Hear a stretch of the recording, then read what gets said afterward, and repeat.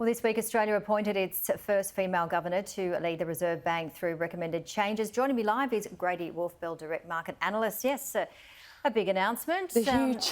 What did you think of the announcement, Michele Bullock? Tell me what your thoughts are. It is an exciting time, but for anyone stepping into the job, it's going to be a pretty tough ride. Now, we know she doesn't start till September, and we've still got the next few months of rate hikes, pauses or cuts in view for us. But the outlook is that there's one more rate hike in the RBA, taking the cash rate to 4.35% from 4.1% in July, and it's going to still be tough times. Getting a new governor in is great, but it's not going to clean up any messes. It's not going to be a superhero overnight. It's just the same old RBA. But the thing that Michele brings is experience, and a lot of investors and Australians around the world, even the central bank, is really excited because she's been there since 1995. They're calling her an RBA lifer. So it's great that we already know who she is. They know what she's like. She's apparently very dovish, which is exactly what all Australians want to hear, especially those who are on a variable rate at the moment. And it is really exciting times.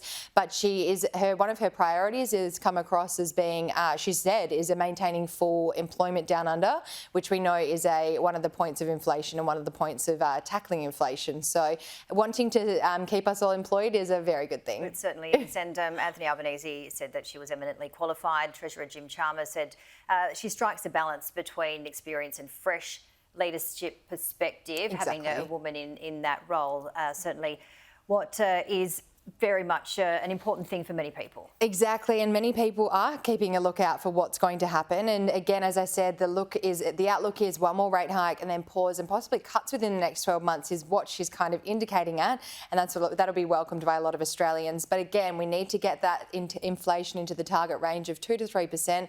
We're sitting at 5.8%, but the key indicator is wages growth is still going up. Housing inflation and services inflation are key drivers as well, and they're all still very sticky. So these are some challenges she's going to face in her first few months as governor. But again, we're hoping to see the data come down, but also the announcement of the number of RBA meetings per year coming down as well to be in line with the rest of the world.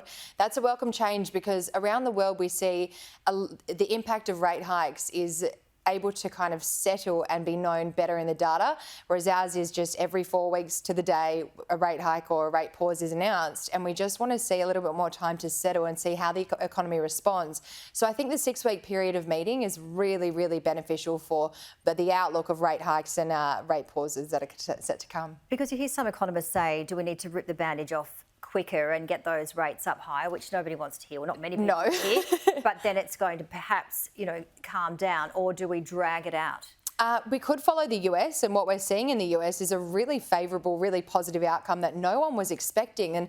And the Feds were coming out being really, really aggressive from the start, and they've managed to get inflation down to 3%, and at the same time managing unemployment, and unemployment's actually going down. So we're keeping people employed in the US and also tackling inflation, which is incredible. So as sceptical as a lot of people around the world were that the US were being too aggressive, they were pretty smart and pretty on top of it all. But I think in Australia it's a little bit different because over there they have so much services, so much input, so much output, and they have productivity is a huge thing in the US. So it's a really different economy of scale as well. So they are massive, and a lot of our markets and a lot of our industries are driven by movements in the US. So understanding that, I think for Australia, the way that it has been tackled is showing that it's going well.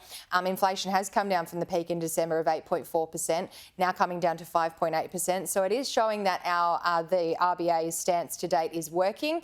Just I think in the next few months to come will be really, really important to see what happens to inflation, and also the RBA's meeting minutes are out on Tuesday this week, so we could see the markets respond accordingly, and their outlook for the coming months is really important to see in those minutes out on Tuesday. Because there's that flow-on effect, isn't there? I mean, we've got the fixed rate people that hundreds and thousands of people are coming off those loans, and many people are going to be in for a shock there. But it's that whole flow-on thing, and then wait and see over the next few months to find out how it's really going. Exactly, and also the fact that there was so many, as you said, so many rates that were turning from fixed to variable this year, and it's really important to see how the flow-on, not only for just ourselves as Australians and mortgage holders, but for the banks. So when we're looking at reporting season, looking at the banks, we have to look at their provisions for doubtful debts. And over the past few reporting quarters, they've actually been going up. So that's the big banks expecting defaults on these loans.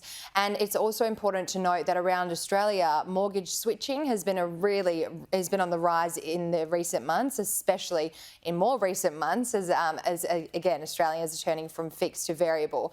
And variable, we know, is it's really tough and it's going to get tougher. But again, if you can weather this storm, rate cuts are on the horizon. So would you recommend somebody, perhaps if they have a mortgage with a particular bank, to go and shop around and then come back to their bank and say, hey, you know what, I've got a better offer? What will the banks do in return? That's exactly what we're seeing a lot of Australians doing. And the smaller lenders, we did have that regional banking crisis in the US earlier this year where the defaults were happening on the banking side.